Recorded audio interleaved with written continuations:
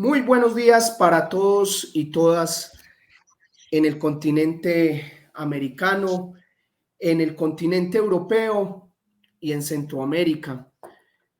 Hoy, una vez más, desde el Instituto Iberoamericano de Derecho Digital y de la Ciberseguridad, con un gran invitado,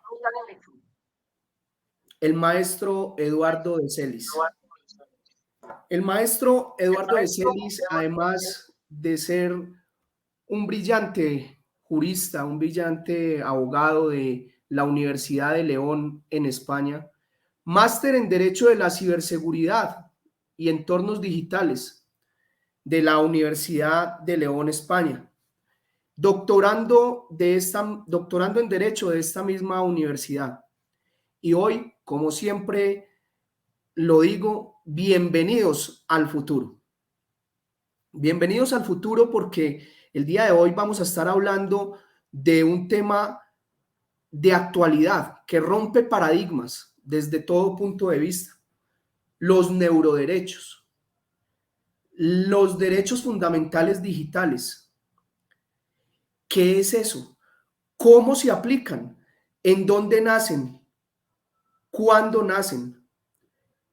Y desde España hoy una persona experta en el tema que me consta porque fue mi compañero en la maestría y a propósito envío un cordial y fraterno abrazo y saludo a todos mis excompañeros y compañeros del máster universitario en Derecho de la Ciberseguridad y Entorno Digital. Al gran maestro Aldair Bueno Atencio, que hoy nos acompaña tras bambalinas piloteando esta cibernave espacial. Él acá en el backstage estará guiándonos y tomando atenta nota para transmitirle las preguntas a nuestro gran invitado. Sin más preámbulo y no sin antes, claro, no puedo dejar de saludar a todo el equipo, a todo el ciberteam del IBDC y a mis grandes mentores y profesores de la ULE, la Universidad de León, donde pronto estaremos conversando para afianzar nuestras alianzas desde el IBDC. Decirles a todos que estos espacios se van a repetir cada miércoles. Los miércoles del IBDC van a estar institucionalizados con un invitado especial y un tema diferente cada miércoles.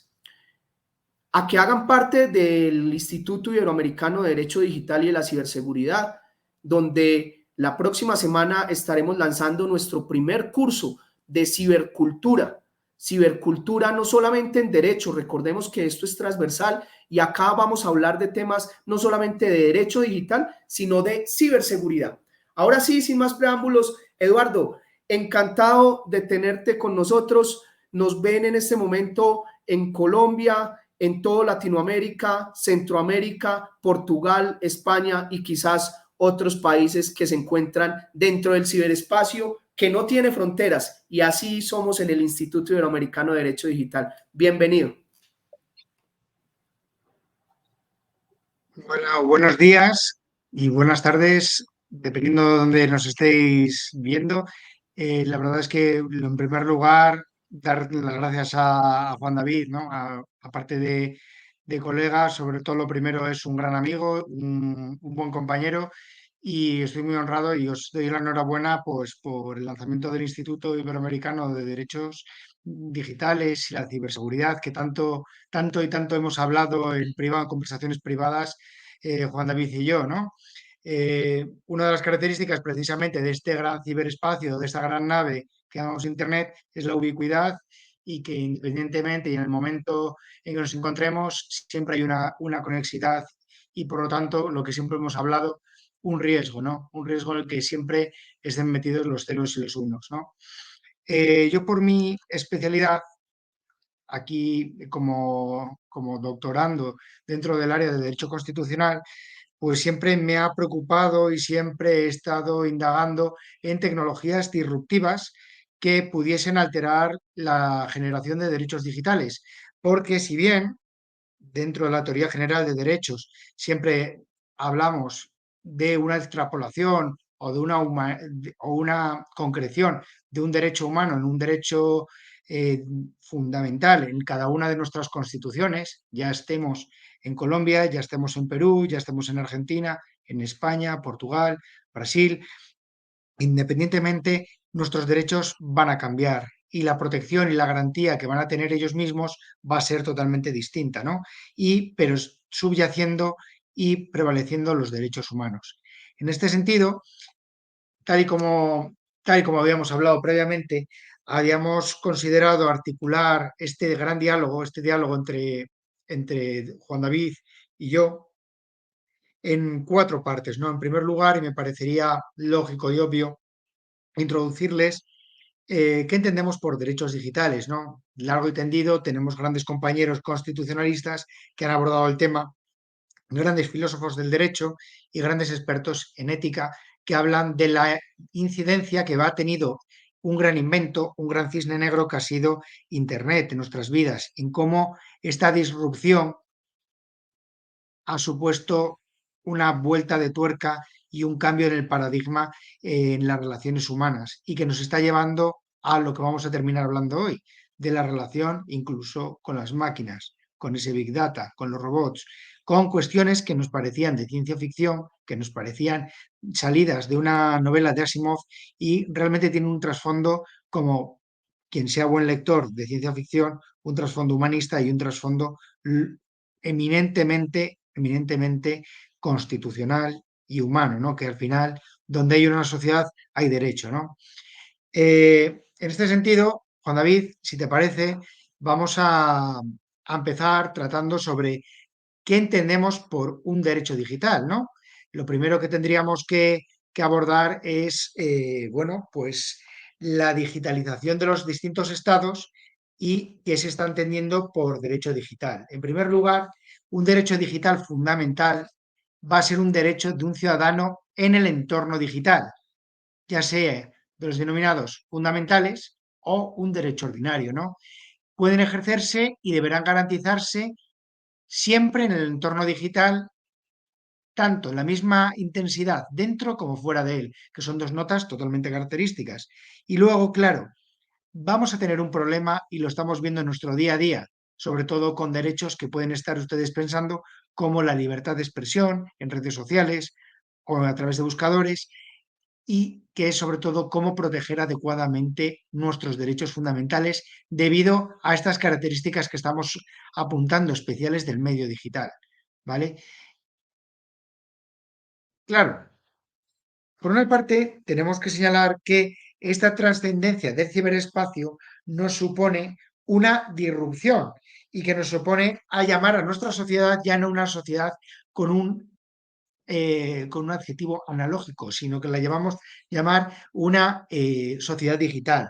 Claro, lógicamente nos estamos encontrando ya en nuestros día a día y sobre todo tras la dichosa pandemia de la COVID-19, a día se han quedado ya figuras como el teletrabajo, la formación online, aquellos servicios de teleasistencia a personas mayores, trámites con las administraciones públicas, la llamada e-administración, la administración electrónica, también,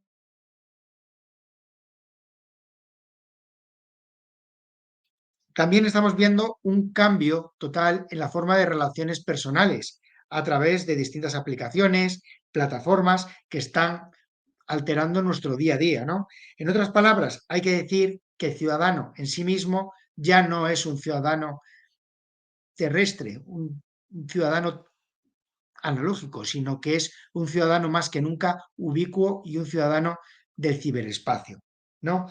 Entonces, este nuevo ecosistema tecnológico digital va a articularse en un primer derecho que se está ya empezando a fraguar y constitucionalizar, que es el primero de todos ellos, que sería el derecho al entorno digital y más concretamente debería ser el acceso a Internet, porque realmente es de estos dos derechos, el derecho al entorno digital y el derecho al acceso a Internet, el que va a abrir este branch, esta ramificación de los distintos derechos digitales que bien nuevos, bien viejos pero reconvertidos o digitalizados nos van a afectar en nuestro día a día.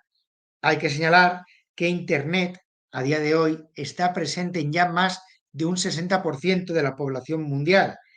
El Internet en Europa, por ejemplo, su penetración y penetración en los hogares y en las empresas europeas ya es más del 90%.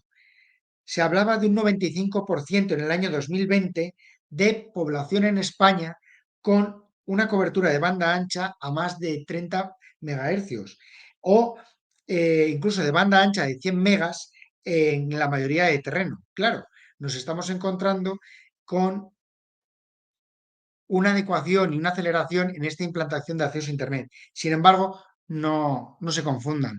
Existe un concepto, un fantasma que está pululando entre todos nosotros, que es la denominada brecha digital, que ya lo saben, que puede ser una brecha digital por lo menos por dos causas. La primera de ellas, una brecha de acceso, como estamos viendo, de acceso a Internet, acceso a la infraestructura, acceso a tener un ordenador, acceso a que nuestras administraciones públicas instalen cables, wifi, perdón, o cualquier otro tipo de conexidad vía radio o cualquier otra forma que permita a una persona conectarse a este medio.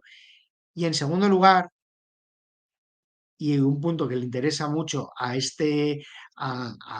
Juan David y a este Instituto Iberoamericano del Derecho Digital, es la educación, la cibereducación.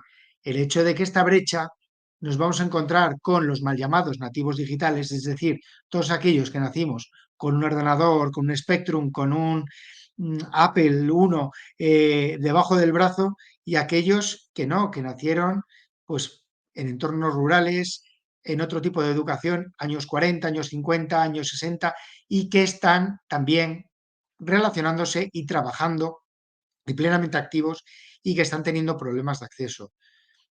Supongo que en Iberoamérica también tengan este problema. En España, tristemente, lo estamos teniendo con el cierre de muchísimas sucursales de banca a nivel a pie de calle, lo que está llevando a que muchas personas mayores están siendo forzadas a instalarse en sus dispositivos móviles aplicaciones de banca para poder acceder, cuando tradicionalmente se podía acceder a través de una cartilla en la que tú conocías personalmente al director del banco con el que interrelacionabas personalmente. Ahora, a día de hoy, los conceptos bancarios ya hablamos de cuentas digitales, aplicaciones, préstamos online y muchas veces nos encontramos con la desprotección, con una brecha digital, ¿no?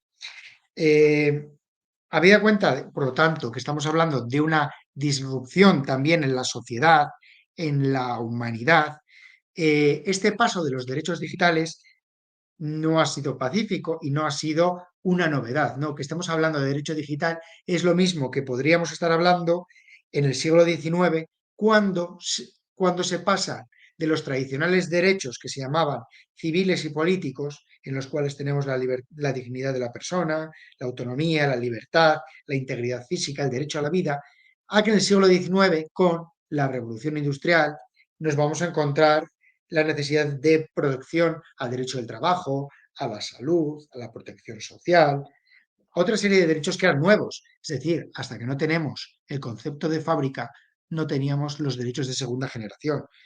Y así pasamos a mediados del siglo XX, cuando nos encontramos con aquellos derechos de tercera generación dentro ya de los denominados estados del bienestar. Nos aproximamos ya al siglo XXI con el respeto a la diversidad cultural, la protección al medio ambiente, importante a día de hoy con el cambio climático, la conservación de un patrimonio cultural de la humanidad y otra serie de protecciones a colectivos. Y es ya cuando llegamos a la denominada cuarta edad de los derechos fundamentales, en la que nos encontramos con el siglo XXI y los derechos digitales, entre los que podríamos distinguir el derecho a la desconexión digital, el derecho a ser olvidado o derecho al olvido, el derecho del habeas data o del control de los datos que pululan o que existen en Internet, los derechos derivados de la inteligencia artificial, como veremos posteriormente, el derecho a acceso a Internet,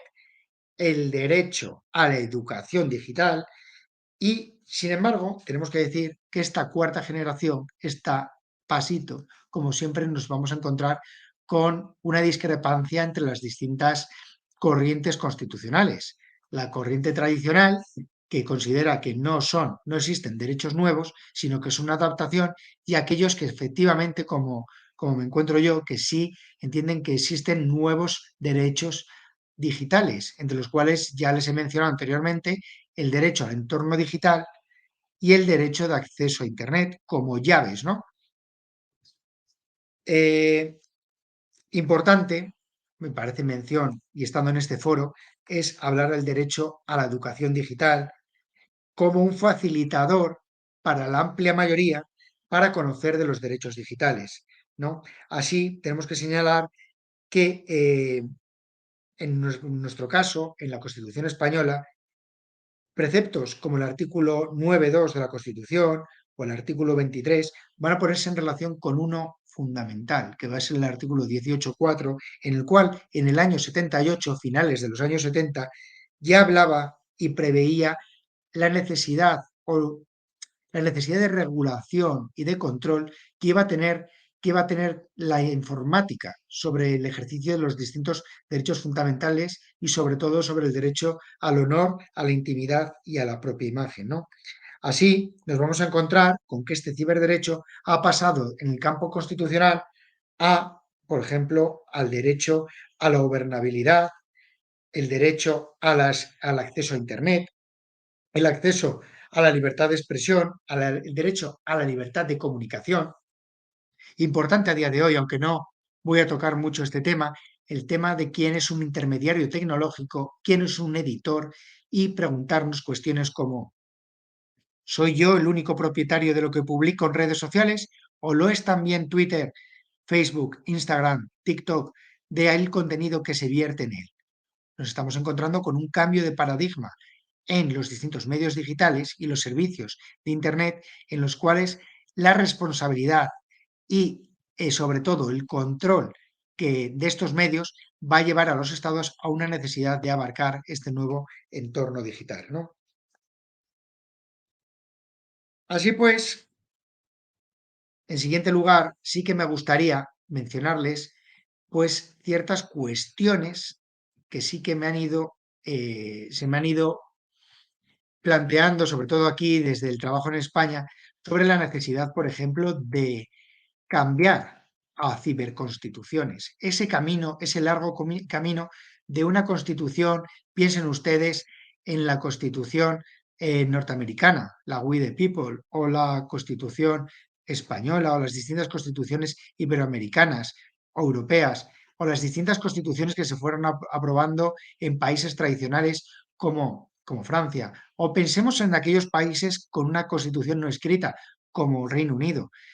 Pensemos que esos derechos vetustos o esos derechos que van a trascender a lo internacional a través de su plasmación en tratados internacionales como el Convenio Europeo de Derechos Humanos o, por ejemplo, con distintos tratados internacionales, van a elevar al carácter de derecho humano los distintos derechos digitales. Y este camino a la ciberconstitución no se nos puede escapar, ¿no? Quienes me estén escuchando desde España o quienes hayan estudiado algo de derecho español en materia de ciberseguridad, gozamos de distintas estrategias dentro del ámbito público, como sería la Estrategia Nacional de Seguridad, en cuyos objetivos tercero y cuarto se hablan de distintas cuestiones de armonizar y desarrollar la cultura de la ciberseguridad desde un punto de vista transversal y teniendo en cuenta la mutabilidad del ciberespacio. Hay que señalar que no todas las constituciones han sido igual de previsoras que la española. Si bien es cierto que existen países dentro sobre todo del ámbito iberoamericano, y lo cual hay que animar y hay que impulsar dichas menciones y dichos trabajos, como el recientemente fallido intento chileno de aprobación de una nueva constitución en la que se iban a integrar realmente cuestiones muy interesantes sobre derechos digitales y concretamente sobre lo que veremos a la final de esta ponencia sobre los neuroderechos, que nos hace pensar que estamos en el buen camino. Aquellos constitucionalistas, aquellos juristas que vemos que es necesario adecuar nuestro derecho, nuestras cartas de juego a la realidad actual. ¿Por qué? Porque además tenemos que ver que que la tutela judicial efectiva de los jueces y tribunales ya no es la misma, que es una prioridad en los distintos esquemas nacionales de ciberseguridad, que los consumidores y los usuarios ya lo son a nivel global y necesitamos una protección, una resolución de conflictos mucho más ágil, mucho más adaptada a la realidad digital. Y aunque tampoco trataremos el tema y seguro que participarán en muchas más conferencias, temas de seguridad, de ciberguerra, de ciberataques, la gran importancia y grandes recursos que se están virtiendo por parte de los estados en las distintas fuerzas y cuerpos de seguridad del Estado, así como ejércitos de los países en los llamados los ciberarmamentos, ¿no? Más tan recientes como lo podemos estar viendo en la reciente guerra de Ucrania, entre Ucrania y Rusia, se están planteando que está habiendo estrategias de guerra, ¿no? De ciberguerra, ¿no? También vamos a ver el papel de instituciones públicas, como puede ser aquí en España el Ministerio Fiscal, la necesidad de establecer una unidad propia de delitos telemáticos en la Fiscalía General del Estado y, claro, preguntarnos ya cuestiones como en qué sueñan, ya va a llegar el momento en el que van a soñar los androides, los robots con ovejas eléctricas como hacía Philip K. Dick, el autor de Blade Runner. Dentro de los derechos digitales no me quiero dejar en el tintero ni el derecho al olvido digital, es decir, el derecho a desaparecer o dejar ese habeas data, dejar borrar nuestra huella digital cuando nuestros datos dejan de ser relevantes para los demás o para Internet, esa actuación digital de intentar dificultar el acceso a información ya no que no es relevante y que lo va a poner en relación con nuestra protección a los datos y hay que recordar y también ponerlo en relación con lo que vamos a hablar a continuación sobre la inteligencia artificial, una dicotomía y una discrepancia, ¿no? Que nos vamos a encontrar, que es qué pasa con la memoria humana, con las neuronas y los chips, en la memoria versus el olvido, porque el concepto de olvidar o de ser olvidado a día de hoy casi ha perdido el sentido, la definición. Si nos vamos a la Real Academia de la Lengua Española, seguramente habría que revisar, habría que hablar con nuestros académicos a qué se refiere olvidar cuando cualquier dato que introducimos, con cualquier dato, palabra, sonido que se introducen en la red va a permanecer, se puede decir, de por vida, ¿no? Pensad por un momento, para la memoria humana, el olvido ha sido siempre un mecanismo de defensa. Olvidamos para protegernos de lo que nos duele o para hacer hueco a otros datos que van a ser necesarios. Sin embargo, planteaos este problema. ¿Qué es la memoria digital? La memoria en Internet, en el hardware, en los ordenadores, entre más gigas, entre más terabytes, entre más datos podamos almacenar, muchísimo mejor. La memoria, en este caso, va a ser la regla, siendo el olvido la excepción.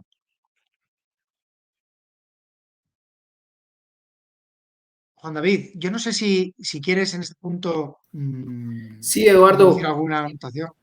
gracias, muy amable. Hombre, pues tú lo has mencionado, acabaste de mencionar la inteligencia artificial. Pero antes de pasar a ese tema de inteligencia artificial y antes de empezar a hablar de eso, de ese tema fundamental de la inteligencia artificial y de los neuroderechos, que ya además lo has venido introduciendo, yo no quiero dejar por fuera una pregunta que quiero hacerte y que siempre la he cuestionado acá, y es si el derecho debe de ser reactivo y debe, en esta nueva era del derecho, debe de seguir siendo el derecho reactivo o proactivo. ¿Esto con base en qué? Bien lo sabemos que en la Constitución española el artículo 18.4, que me recuerdas, Eduardo, creo que es del año 76, 8, 78. 78, 78. Imagínense, una constitución del año 78 en la cual aún hasta ahora daba los primeros visos el Internet, y ya teníamos que se debía de garantizar en ese artículo 18.4 de la Constitución Española, se garantizará el derecho al honor, a la intimidad personal y familiar y a la propia imagen. Espérate que estoy leyendo, creo que la que no es. Ya, dame un instante. Está bien, 18.4, sí. 18.4. La ley limitará el uso de la informática para garantizar el honor y la intimidad personal y familiar de los ciudadanos y pleno ejercicio de sus derechos. Es decir, sin que existiera un Internet y un Internet consolidado, ya la Constitución estaba previendo que la informática iba a poder vulnerar esos derechos fundamentales de primera y segunda generación que hasta ahora estaban, y más vienen los derechos de tercera generación, y vemos cómo esos derechos fundamentales digitales que ahora aparecen no son sino el resultado de lo que se previó en la Constitución del 78. Entonces, para mí, en mi concepto, y lo que lo hemos debatido acá en Colombia y en algunos espacios de Latinoamérica, aprovecho para enviar el saludo al gran maestro Carlos Daza, nuestro CEO del instituto en México, en Ciudad de México, eh, y hablábamos acerca de ello. O sea, debe de seguir siendo el derecho reactivo, debemos de seguir esperando a que sucedan las cosas para regularizar, o hay alguna manera con esta implementación de la inteligencia artificial, hay alguna manera de poder buscar que el derecho se vuelva reactivo frente a estas situaciones, porque vemos entonces que el derecho penal, por ejemplo, regula algunas actuaciones frente a los delitos informáticos, y cuando las está regulando nos aparece la inteligencia, los entes dotados de inteligencia artificial. Y cuando aparece en España, que nos gustaría que nos hablaras también un poquito, si nos da el tiempo, acerca de ello, que es el libro blanco de la inteligencia artificial, y aparece, tratan de regular la inteligencia artificial, y bueno, antes de la inteligencia artificial aparece el Internet de las cosas. Y entonces estamos regulando el Internet de las cosas, aparece la inteligencia artificial, y estamos regulando la inteligencia artificial, o no, ni siquiera la hemos empezado a regular, y ya nos aparece la computación cuántica. Entonces, ¿qué opinión te merece frente a ese cuestionamiento de si el derecho de seguir siendo en esta era digital proactivo, o hay alguna manera de que sea reactivo? Bueno, pues también era un punto que al final es inevitable, ¿no? Como muchas veces hemos hablado, sobre todo en tema de derechos digitales, es inevitable llegar a este punto de cuestión, que somos mm, dentro de derechos digitales similares o asimilarnos a la técnica penal de reaccionar o de adelantarnos, ¿no? Pues yo soy más partidario de que debido al cambio de circunstancias, yo creo que la tendencia es prevenir, la de prevención, ser proactivo, ¿no? Incluso tanto ser proactivo como eh, la realidad de que tenemos que trabajar más rápido de lo que se venía trabajando y prevenir ciertas conductas o ciertas tecnologías que van a suponer un cambio del paradigma, ¿no? Claro, hay que pensar que el reconocimiento de ciertos derechos digitales, pues por ejemplo, pensad en la libertad de pensamiento, la opinión y una serie de derechos fundamentales, ya estaban reconocidos en distintos tratados internacionales. Mencionas la Constitución del 78, pero no nos podemos olvidar que, por ejemplo, en el año 48 tenemos la Declaración Universal de Derechos Humanos, y en la Declaración de Derechos Humanos, en el año 48, la realidad del planeta, de la ciudadanía, de los pueblos, era totalmente distinta. No se hablaba de Internet, no se hablaba lógicamente de un Big Data, de una minería de datos, no hablábamos de como veremos posteriormente, un Big Brain Data, ¿no? Que son cuestiones, anglicismos que nos asustan si nos las dicen así rápido y de seguido. y que lógicamente nos tenemos que poner a regular o por lo menos establecer marcos de actuación para facilitar al legislador eh, la protección y garantía de derechos de nuestros ciudadanos para que no queden al descubierto, ¿no? Una de las cuestiones que nos estamos viendo es que si te das cuenta, por una parte, la legislación llega muchas veces tarde y es incompleta. ¿Pero por qué?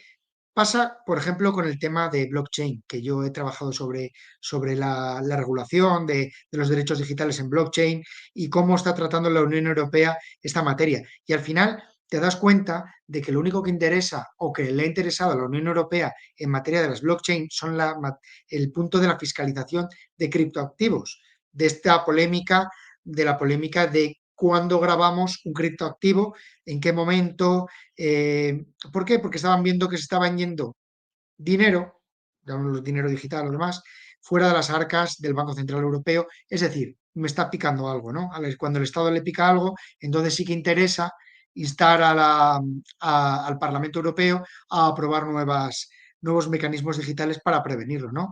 Pero nos hace llevarnos esta cuestión.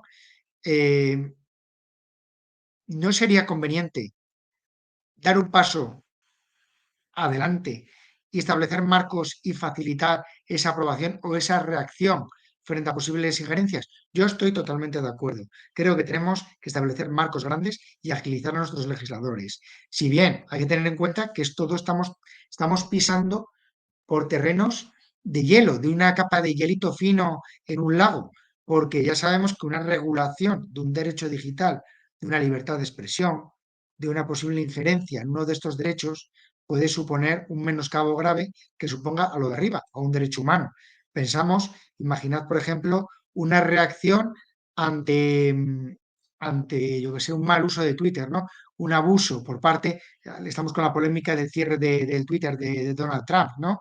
Por ejemplo, que por fake news, por incitación a revueltas o cualquier cuestión, esas moderaciones que estamos dejando en manos del sector privado, cuestiones que deberían ser legisladas por los parlamentos estatales, es un problema. Nos estamos encontrando ese problema también, por ejemplo, y lo trataremos con el tema de los neuroderechos, en los cuales son casi siempre iniciativas privadas las que están diciendo, oye, estados, vais a tener un problema con la regulación de estos derechos porque esto se está desmadrando, la ciencia no para y el trabajo entre ética, justicia y el trabajo puramente legislativo tiene que ir de la mano, ¿no? No sé si te has olvidado. No, no, no, excelente, excelente.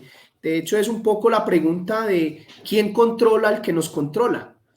Ah, Bueno, efectivamente.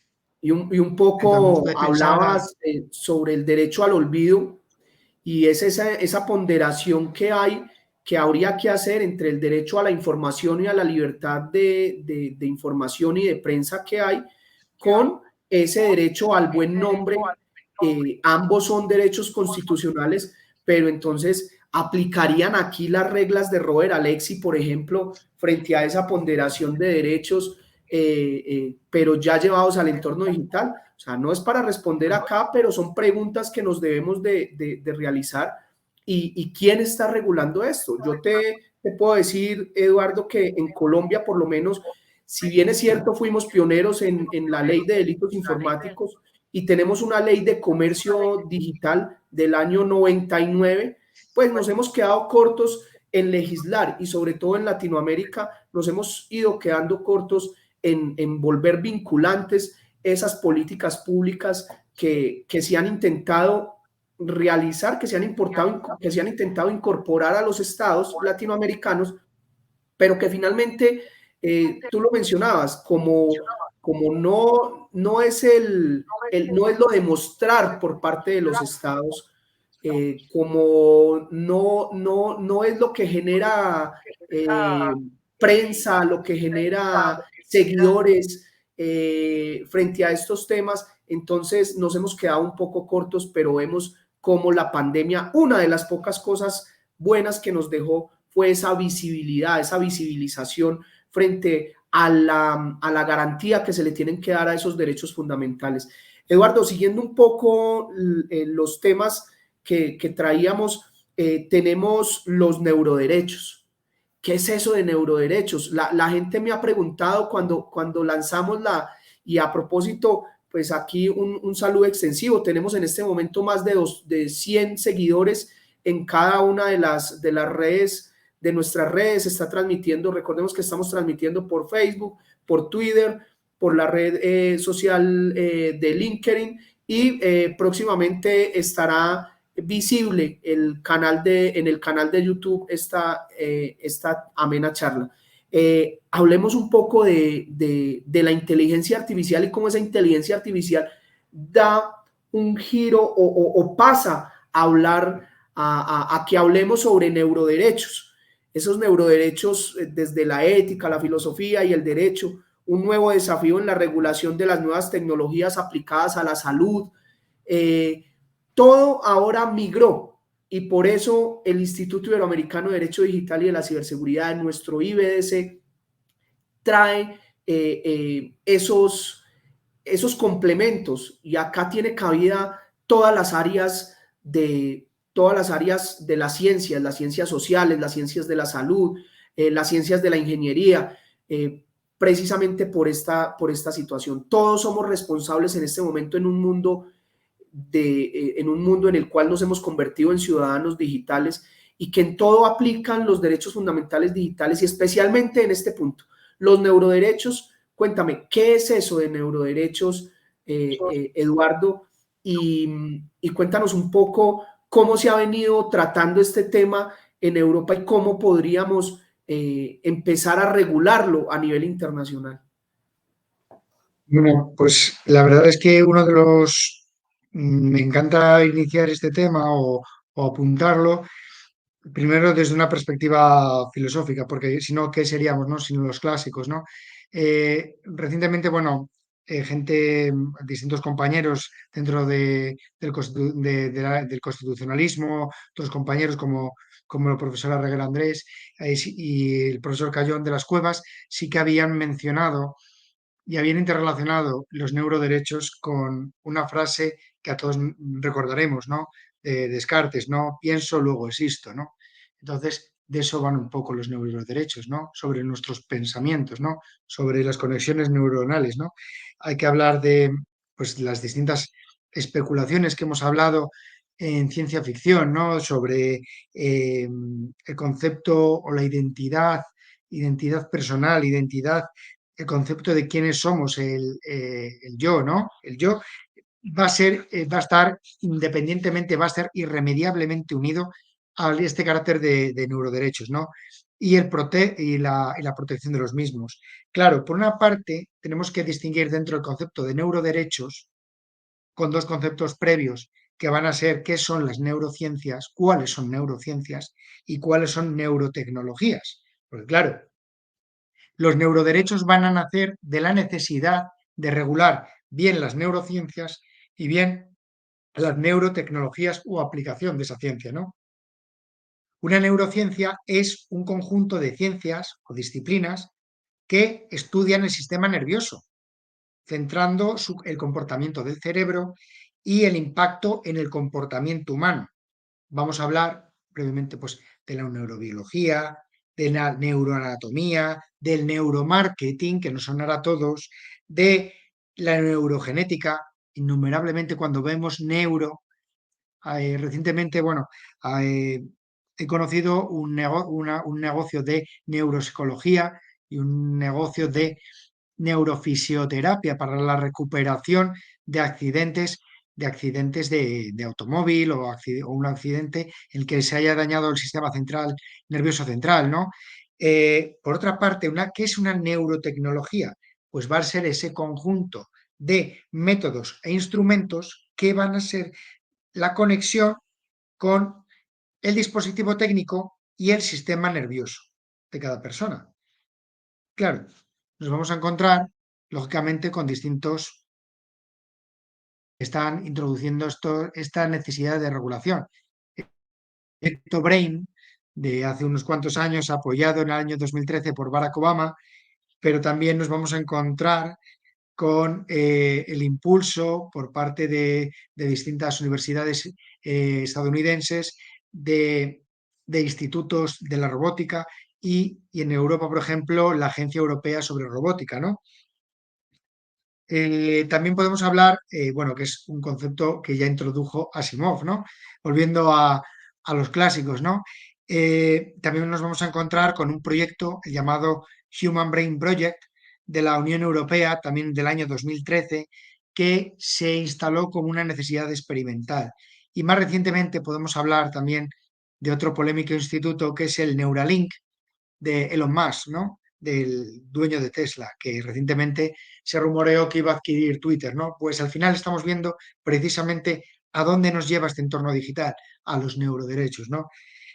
Eh, Sin embargo, me quería, me quería casi adelantar, pero te voy a respetar voy a respetar el orden que me has impuesto y te voy a decir qué supone los neuroderechos. Para hablar de neuroderechos, como te he dicho, es dar respuesta a la atención, la parte de la regulación dentro del derecho digital para responder cuestiones éticas, valores y reglas de convivencia que deben existir entre máquinas y hombres, ¿vale? Prevenir y combatir un autoritarismo digital. Así pues, nos vamos a encontrar con que los neuroderechos se van a separar en 5 grupos, ¿vale? Estos 5 grupos son, en primer lugar, como os podéis imaginar, el derecho a la privacidad mental, el derecho a la identidad y a la autonomía personal, el derecho al libre albedrío y a la autodeterminación, el derecho equitativo a una augmentación cognitiva. Y además podríamos añadir un derecho a la protección de la creación de sesgos basados en procesos automatizados. Por lo tanto, nos estamos encontrando con que el derecho y los neuroderechos van a ser una neuroprotección de un derecho humano, que es la dignidad humana, ¿vale? La dignidad humana que es el eje central de todos los derechos fundamentales, ¿vale? Por tanto, tenemos que señalar en primer lugar que un neuroderecho nace también del derecho de la protección de datos, no dejan de separarse de ese datismo, de esa necesidad de qué hacer con los datos. Porque pensad por un momento, antes se decía, me gustaría leerte el pensamiento, pero sin embargo, ya como les he avanzado anteriormente, las neurotecnologías buscan escribir tu pensamiento, escribir y a veces reescribir tu pensamiento. Entonces, nos encontramos con la necesidad de elevar a tratados internacionales esta protección, esta neuroprotección de los derechos fundamentales, de estos 5 derechos que hemos hablado anteriormente, ¿no? No sé si me quieres preguntar algo.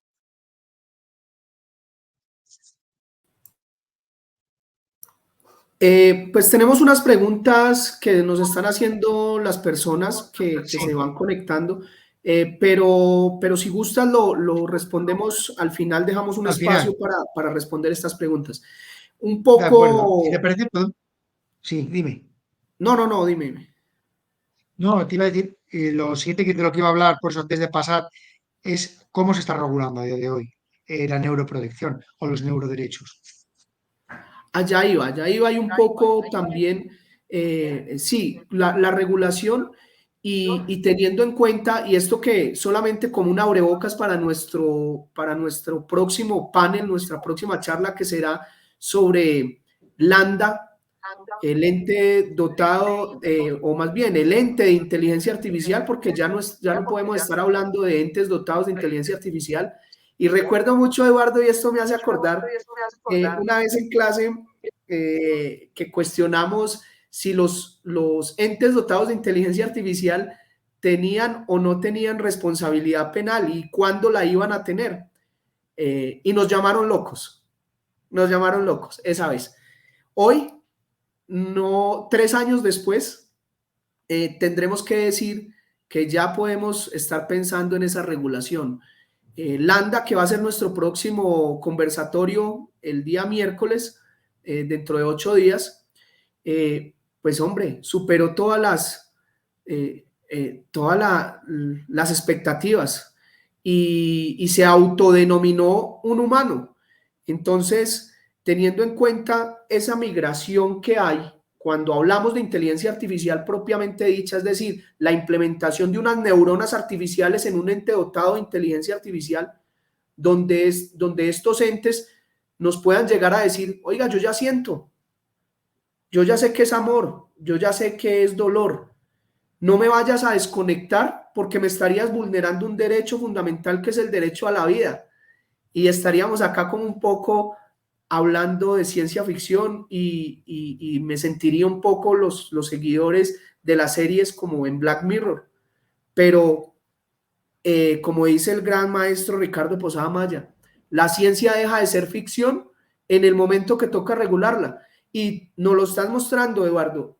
Estamos en el momento de regular la ciencia para que lo que antes era ficción y que hoy es realidad, entonces, ¿cómo es esa regulación? Te escuchamos atentamente y interesantísimo, interesantísimo. Yo tengo que ser sincero, 3 años atrás que estábamos compartiendo aulas, no se hablaban de neuroderechos. No, hasta ahora estábamos empezando a hablar, que ese es otro tema que tendremos que revisar y es el tema de medicina digital, pero hasta ahora estábamos tocando los temas. Y, y mira, 3 años después empezamos a hablar de una temática que no estaba en el radar de nadie. Bueno, de tuya y de las personas que se han dedicado a investigar el tema, pero es la muestra de cómo avanza los temas en el ciberespacio. Continúa, Eduardo, muchas gracias.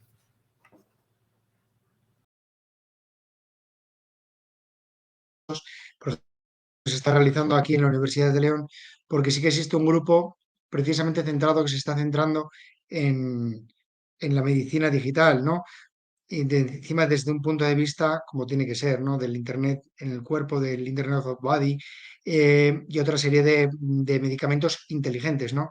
Porque muchas veces nos íbamos a la medicina digital como pensábamos que el avance era el robotito o la interfaz que, que tenían ciertas personas mayores en las cuales tenías un médico digital, se encendía la pantalla y veías al doctor, a tu doctor, que en la montaña, bueno, pues te podía prescribir o te podía medir la, la tensión o te podía recetar, ¿no? No, no, no, no. En la cuestión de la medicina digital va bastante legada y sobre todo pensad que la idea sobre todo de estos medicamentos inteligentes van a nacer sobre todo dentro del campo del tratamiento de cuestiones de enfermedades que afecten a procesos, bueno, pues cerebrales, ¿no? Enfermedades que puedan ser neuronales o cuestiones, pues, o conductales, ¿no? Que impliquen el psique, ¿no? Del ser humano, ¿no? Entonces, cuando nos estamos tratando en psicofármacos, y mezclarlo con tecnología, que es súper interesante, ¿no? Es un tema de control, sobre todo sabemos el problema, graves problemas de dispensar dichos medicamentos o dichos o controlar, ¿no? Las dosis, ¿no? Me he tomado una, me he tomado dos, ¿no? Pero bueno, no es el tema porque de hecho hay otros compañeros que conocen mucho más de este tema, ¿no? Sin embargo, sí que es muy interesante saber el tema de estos derechos, de los neuroderechos, ¿no? El neuroderecho y hacia dónde viven, ¿no? Hacia dónde van, de dónde nacen y cómo las distintas instituciones lo están regulando, ¿no? En este sentido, tenemos que decir que sí que ha habido iniciativas, creo que lo había apuntado hace un rato, ¿no? Que había dicho que hay una serie de iniciativas protectoras de estos derechos, neuroderechos, pero que estamos todavía en pañales, ¿no? Tenemos que distinguir dos bloques. Por una parte, los que sí hace 3 años ya se hablaba de ello, que era aquellas normas de soft law, es decir, aquellas normas de derecho débil, es decir, aquel derecho que no es imperativo, no es exigible, pero sin embargo proviene de una elaboración pública, ¿no? Y en el caso de España, no podemos sino mencionar la aprobada por el año pasado Carta Digital de Derechos Fundamentales Digitales, que aprueba la Secretaría de Estado, bueno, la Secretaría de Estado encargada de la aprobación de digitalización, es seria, que realiza una pormenorización, bueno, más bien pormenorización, una descripción de una manera prospectiva y también podemos decir cierto asertiva de ciertos derechos digitales, ¿no? Sin embargo, como bien recordarás de nuestros estudios, en España en el año 2018 se aprueba la Ley Orgánica 3/2018 y en su título décimo se reconoce la garantía de derechos digitales y se empieza a hablar de derechos digitales. Sin embargo, quienes recordarán, quienes nos estén escuchando, hay que decir que la Ley Orgánica del año 2018 queda incompleta y pareció que fue un pegote, ¿no? Es lo que hemos criticado parte de, bueno, pues de los que estamos estudiando y las personas que nos dedicamos a los derechos digitales, ¿no? Quedó una especie incompleta, ¿no? Entonces, ¿qué hizo la Secretaría de Estado a instancias, ¿no? Como trabajo para la digitalización, ¿no? La idea de crear una carta digital, un carácter de intentar recordarnos o concienciarnos de qué es lo que nos viene. Un poco lo que estábamos hablando, Juan David. Entonces, en este sentido, claro, nos encontramos con una carta que tiene muy buenas intenciones, pero sin embargo no es exigible. Así, por ejemplo, en el capítulo 26, curiosamente ya nos menciona por primera vez cuáles son los neuroderechos o cuál es la preocupación que debería tener la sociedad española sobre esta tecnología. Y así dice dentro de los derechos digitales que el empleo de las neurotecnologías dice que se deberá regular las condiciones, límites y garantías de implantación y empleo de personas en las personas de neurotecnologías, que podrá ser regulada con la finalidad de garantizar el control de cada persona sobre su propia identidad, sobre la autodeterminación individual, soberana y libertad en la toma de decisiones, asegurar la privacidad, la confidencialidad de los datos obtenidos con estas neurotecnologías y además regular cualquier uso de tecnología que venga a relacionar máquina y la integridad psíquica de las personas. Y sobre todo asegurar que cualquier decisión basada en un proceso de neurotecnología no sea completo o íntegro por una máquina, ¿no? Para garantizar la dignidad de las personas, pues vamos a tener que regularlo de una manera consciente. O sea, estamos viendo que en el capítulo 26 de esta Carta de Derechos Digitales, soft law no es exigible, pero sí nos va a marcar la pauta hacia dónde vamos, nos está diciendo claramente que es necesario regular cuestiones relativas a la relación máquina-cerebro, controlar los datos que se almacenen y, sobre todo, proteger ¿qué? La privacidad. Y escucha, hablamos muchas veces de la protección de datos, del no, la intimidad, pero ojo, estamos hablando de cuestiones también muy graves, de un derecho que es la integridad psíquica, al igual que la integridad física. O sea, ¿te acuerdas cuando hablábamos de hackeos a hospitales o a marcapasos? Pero imaginémonos un biohacking en una interfaz que pudiese alterar y pudiese hacernos cambiar nuestra personalidad. No vamos a ir más lejos, pero sabemos que hay, sobre todo en la cultura, ¿no? En la cultura cinéfila, incluso seréfila, cuestiones como el soldado de invierno, ¿no? Activado con una serie de palabras o películas pues, más clásicas en las cuales si a un soldado le decían tres palabras se activaba y era una máquina letal, ¿no? Y no nos tomamos a ir a Terminator, ¿no? Pero no sé si me entienden, ¿no? Es una cuestión que sí que se debe regular y, por ejemplo, el SEDIA, Secretaría de Estado de Digitalización y de Inteligencia Artificial, sí que se está preocupando, ¿no? Sin embargo, en segundo lugar, nos vamos a encontrar con una serie de herramientas privadas, una serie de institutos, como seguramente y en el futuro será este Instituto Iberoamericano, que den soluciones o intenten proponer soluciones, ¿no? Que intenten ser vanguardistas. Y nos encontramos, por ejemplo, con la NeuroRight Initiative, que nos habla dentro de, bueno, y está encabezada por un doctor español, por Rafael Yuste, que trabaja dentro del proyecto BRAIN de Estados Unidos, ¿no? Y es la necesidad precisamente de lo que estamos hablando, de promover y proteger estos derechos y neuroderechos dentro de la innovación, pero dentro del marco ético, ¿no? Crear neurotecnologías, crear y regular, programar algoritmos que sigan un modelo ético y les introduzco un punto o un concepto que debería ser básico, ¿no? Y que me gustaría que se quedasen, ¿no? Igual que los médicos tienen un juramento hipocrático, los tecnólogos, los neurotecnólogos o los especialistas en ciberseguridad han de tener un juramento tecnocrático. ¿Qué es el juramento tecnocrático? Pues será el compromiso por parte de quien utilice una neurotecnología o una tecnología de la información que pudiese afectar a la dignidad de las personas, los derechos fundamentales, que respeten el campo de la ética, ¿no? Volvemos otra vez de nuevo a una línea, a un campo, una capita de hielo súper fina, ¿no? Por todas las implicaciones que tiene. Y también existe otra serie de instrumentos, que sería ya dejarlo de regulación, que tristemente, bueno, pues en un caso no ha salido adelante, como sería la Constitución chilena, y por otra parte sí que nos encontraríamos porque tenemos que decir que Chile sí que se han mojado, sí que han aprobado leyes, eh, ha habido un proyecto de reforma constitucional, como hemos visto, y ha habido un proyecto de ley de protección sobre los neuroderechos de integridad mental y desarrollo e investigación de neurotecnologías. Básicamente, como están viendo, como estáis viendo, sí que se están dando pasos camino a regular un tema que sí que nos va a afectar, ¿eh? Nos va a afectar del todo y que muchas veces desconocemos, ¿no?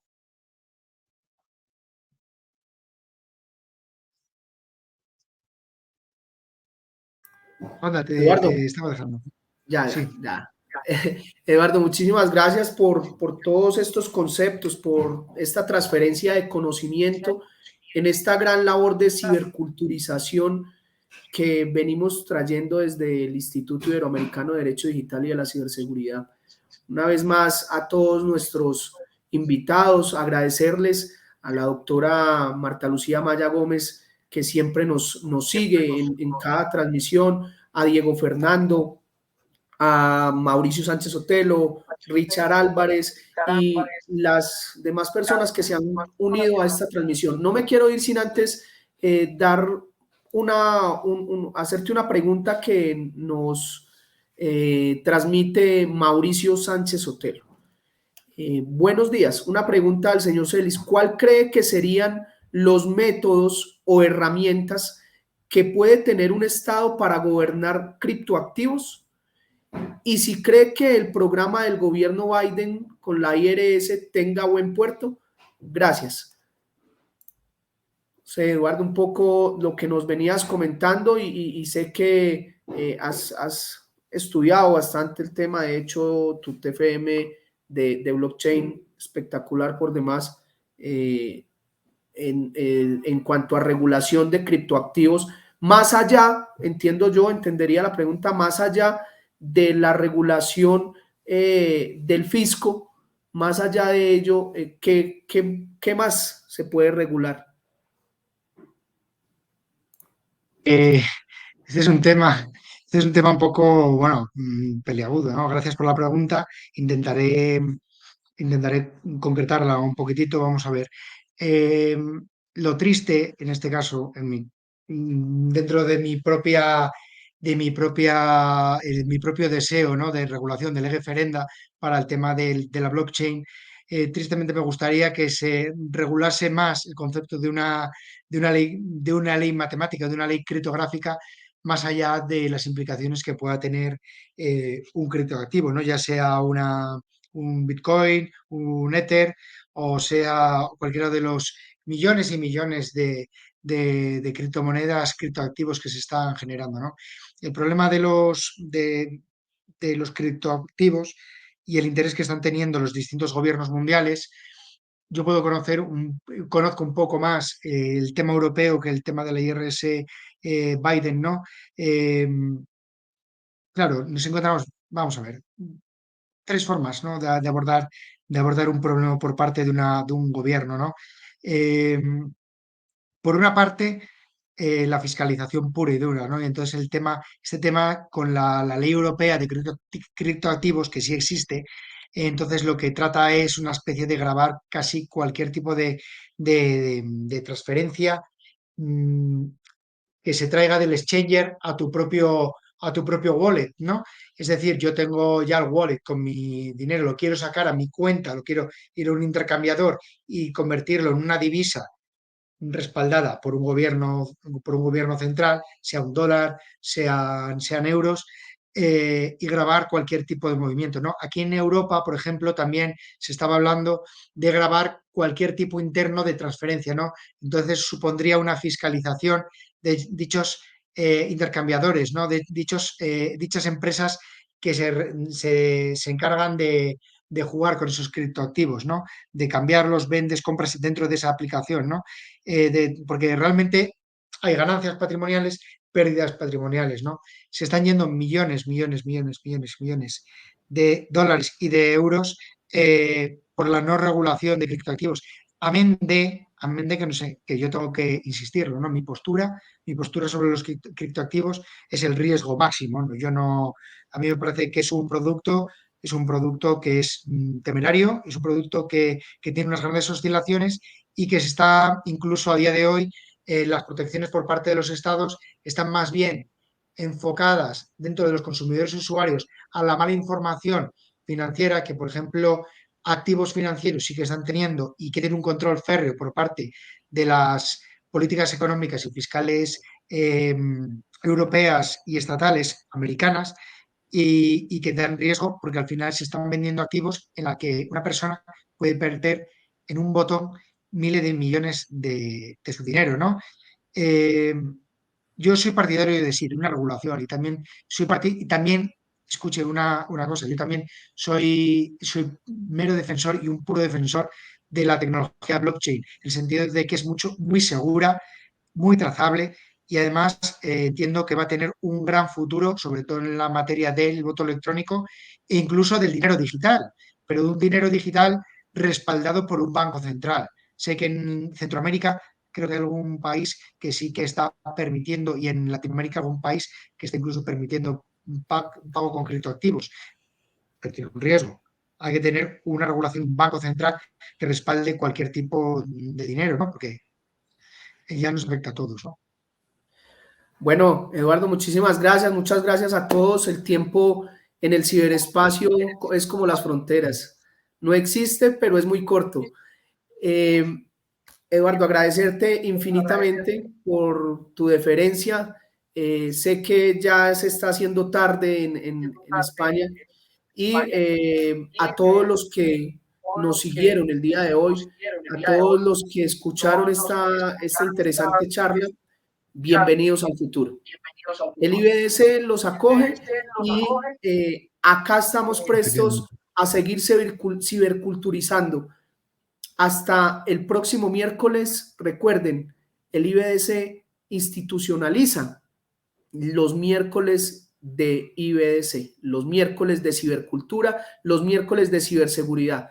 Y no solamente son temas de derechos, son temas de ciberseguridad, de ingeniería, que involucran, como el día de hoy, involucran a las ciencias de la salud. Y bueno, hasta una próxima. Feliz y bendecido resto de día y resto de semana. Fuerte abrazo. Hasta luego.